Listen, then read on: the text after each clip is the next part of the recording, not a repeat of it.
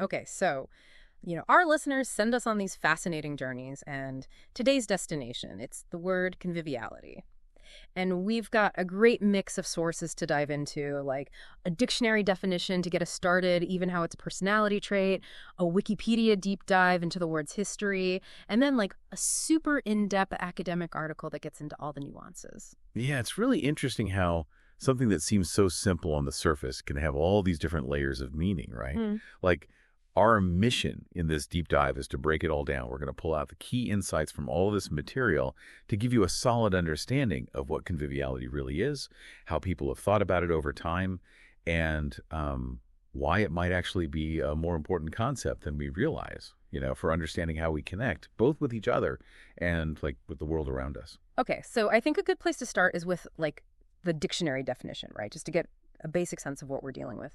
So the Cambridge Dictionary, they define conviviality as the quality of being friendly and making people feel happy and welcome. And they give some really helpful examples, like, that feeling when you walk into a bakery and everyone's chatting and it's just a warm, welcoming atmosphere. That's conviviality. Or like a lively restaurant, everyone's having a good time. They also mention how it can even lead to intellectual exchange and like new ideas being sparked just because people are connecting in this friendly environment. Plus, all those good times we have, sharing meals with friends and family, that's definitely part of it too. So pretty straightforward so far. Yeah, it does seem pretty simple at first glance, and that basic idea of positive social connection is like definitely at the core of it. And then, when we look at the definition from Pro Writing Aid, they focus on conviviality as a personality trait. Yeah. And it's interesting how they build on those same ideas. So they describe a convivial person as someone who's friendly, sociable, enjoys being around other people, personable, outgoing. It's someone who really creates that welcoming and enjoyable atmosphere, like you were saying.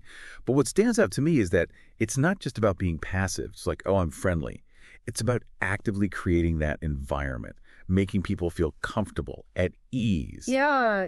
And the words they use, like warm, hospitable, lively, that really captures the essence, I think. Right. And so it starts with that basic friendliness, but then it kind of expands into like this bigger concept of how we actually live together, right?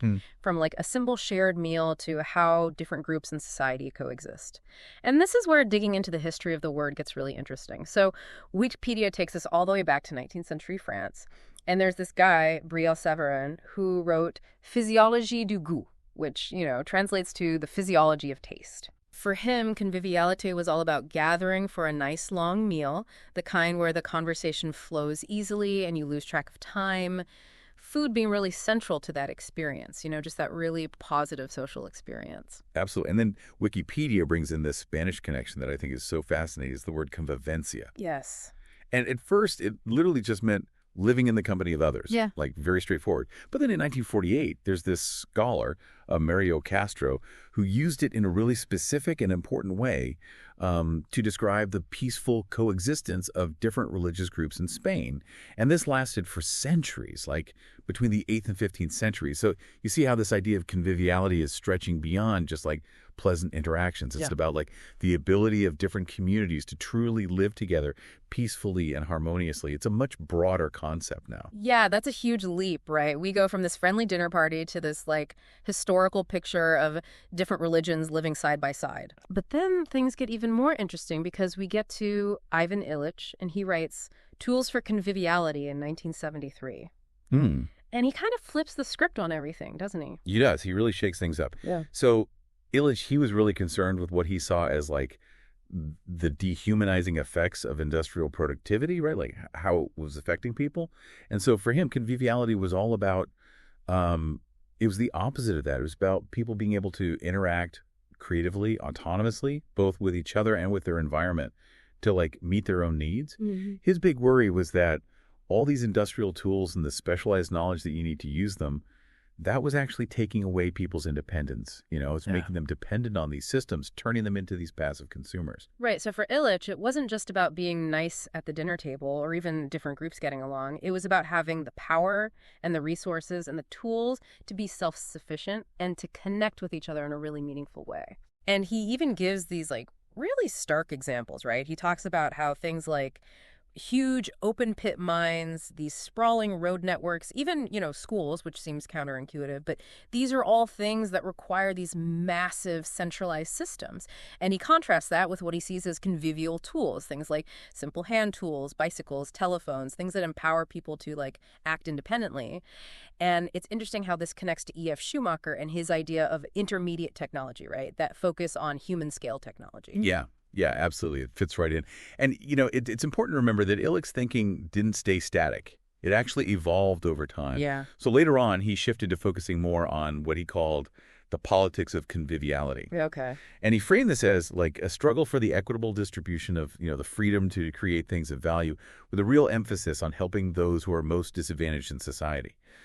So you see, it goes from being about individual tools to this much broader question of social structures and justice. Right. It becomes about, who has the power to be convivial, in a sense. Exactly. And now, fast forward to today, and this whole idea of conviviality has really taken root in a lot of different fields.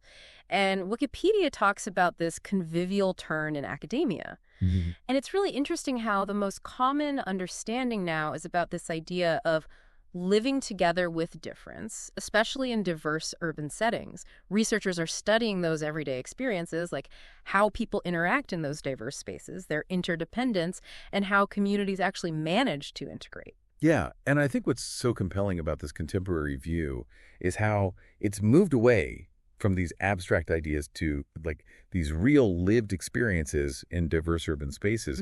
It's about analyzing those daily encounters, those unspoken rules and understandings that emerge in multicultural neighborhoods. And it's not just limited to physical spaces either. As you mentioned, the sources highlight how conviviality is being explored in online environments too, like how people form those connections and build communities digitally. Right. It's everywhere. And then we have convivialism, which emerges as this whole formal philosophical and political idea. And this is largely thanks to Alain Caillet and the anti-utilitarian movement. And he really lays out these specific principles for how we should live together in the 21st century.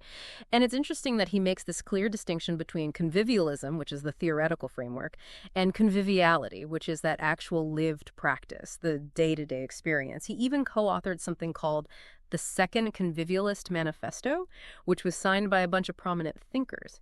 Now, the anti-utilitarian movement, that sounds pretty intriguing. Can you tell us a little more about what that is and how it connects to their understanding of convivialism? Yeah, so at its core, the anti-utilitarian movement, it's pushing back against this idea that humans are solely driven by self-interest, that everything boils down to just maximizing your own personal benefit. They argue that there's so much more to it than that.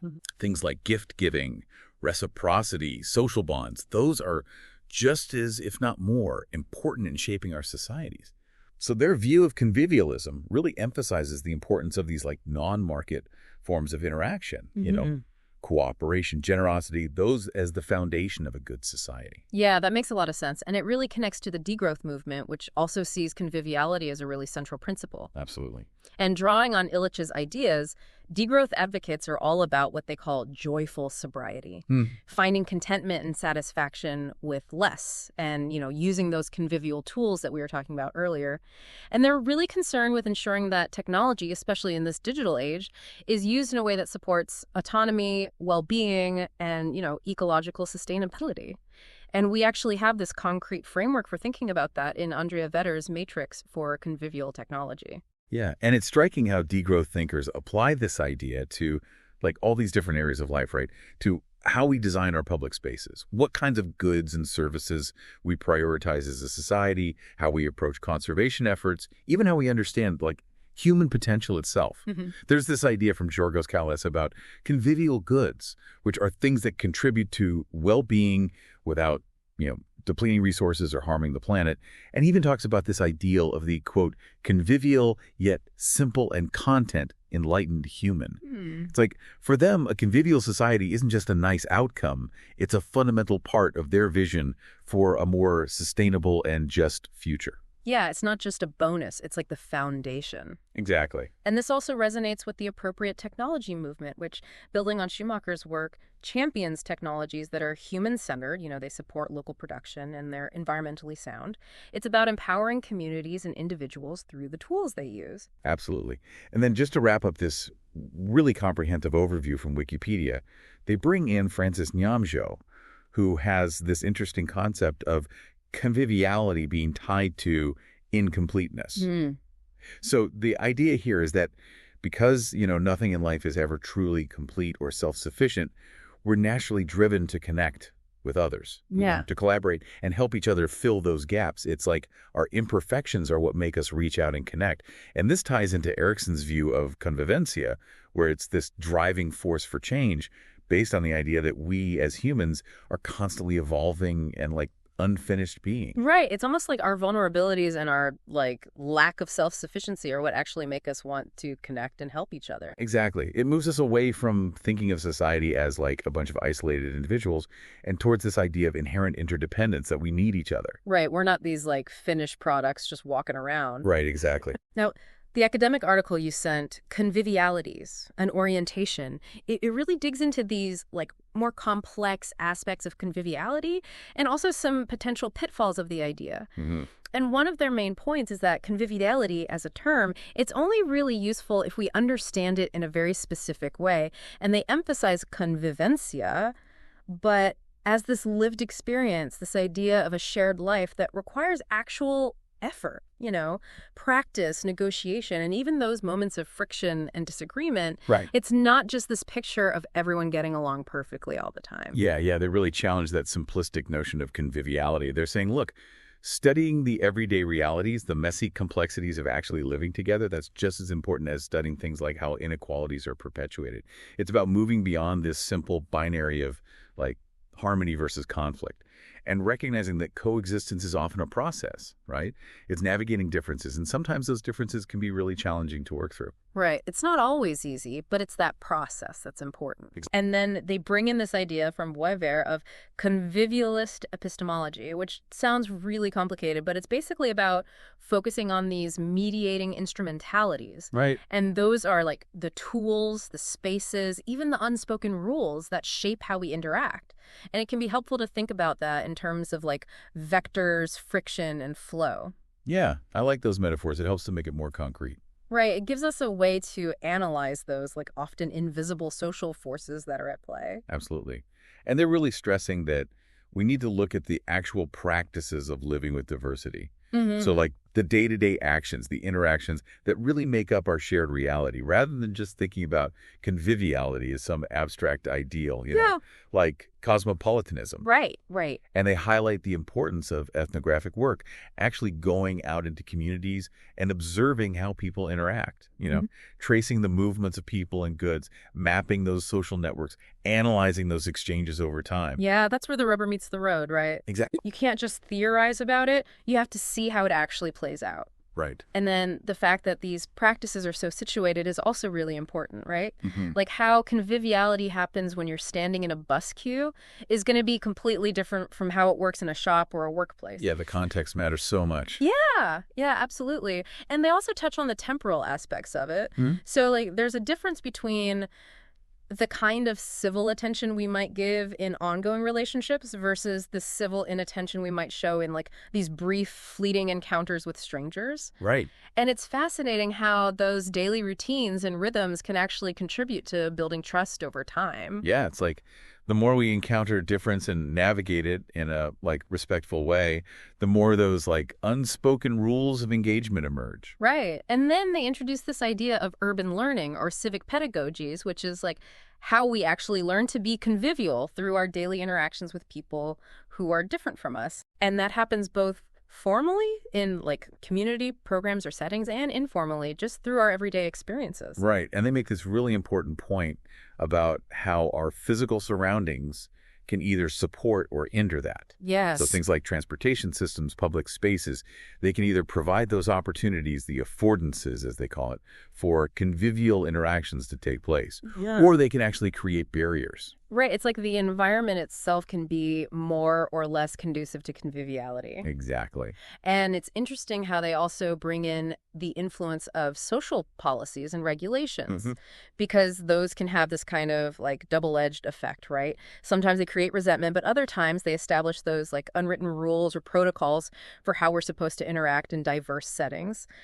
And then they don't shy away from this really complicated truth that everyday conviviality often exists right alongside everyday forms of inequality. And they reference Frankenberg, who has this idea that cooperation and conflict aren't necessarily opposites, but can actually be really intertwined. Mm-hmm. And they use schools as an example, which is a great one. Yeah. Because schools are these places where a sense of belonging and those social hierarchies are both being created at the same time, often alongside these like deliberate efforts to foster those positive relationships. It's really complex. It is. It's a very nuanced picture. And so the article ends by stressing that conviviality, it's just one of many terms we use to try and understand the realities of living in multicultural societies.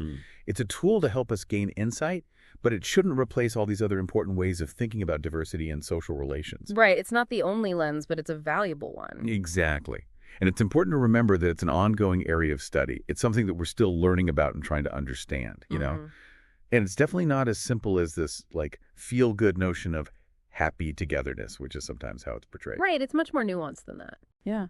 Now, shifting gears a little bit, we've talked about these kind of broader societal ideas of conviviality, but it's also helpful to think about how it plays out at an individual level. And the Pro Writing Aid definition actually gives us some really interesting insights into, like, what makes a person convivial. Right. They talk about some of the potential roots of that, like having strong communication skills, having those positive social experiences early on. Yeah. And what I find really helpful is that they go beyond just describing it in general terms. They actually list these specific behaviors that are associated with being convivial. Right. Things like actively engaging in friendly conversation, showing genuine interest in what others have to say, being hospitable, welcoming, generally creating that positive atmosphere. Right. Those are the actions that really bring it to life. Exactly. And then they also had this list of attitudes that are often associated with convivial people. Yeah. Like enjoying being social, having that curiosity about different cultures, a generally cheerful and approachable demeanor.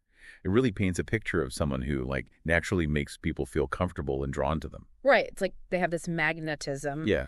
But it's also interesting that they don't shy away from some of the, like, inner thoughts and struggles that even convivial people might experience, Things like the fear of rejection or the pressure to always be the life of the party. Right. And I think that's really important because it humanizes it.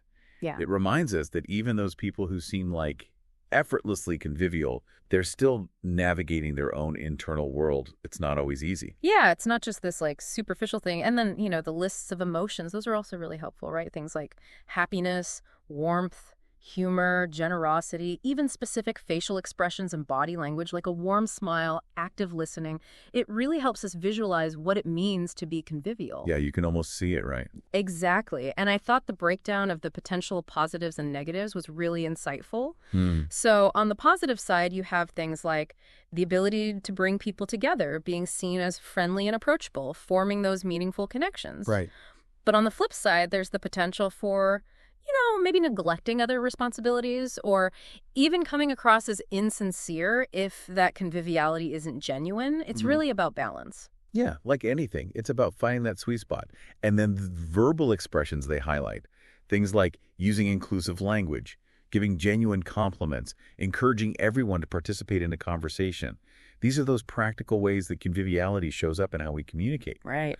And the fact that it can have such a positive impact on relationships, building those strong bonds, having a wide circle of friends, being a good listener, those are the real world benefits. Yeah. It's not just this theoretical thing. It actually has real world implications for how we connect with each other. And they even offer some examples from literature. They mention characters like Joe March from Little Women and Samwise Gamgee from The Lord of the Rings. And I think that's really helpful because it shows how these qualities, these convivial traits, can make characters so appealing and memorable. Yeah, it makes the concept more concrete and relatable. Yeah. Seeing it embodied in, even fictional characters. Right. It's not just this abstract idea. It's something that we can recognize in the people and even the characters that we love.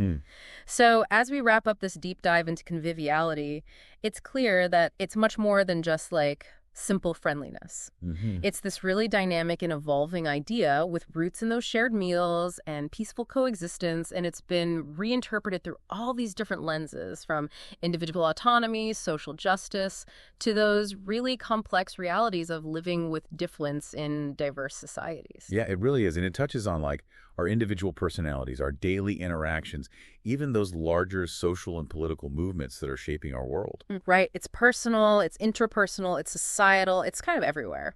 Yeah. And so that brings us to you, the listener.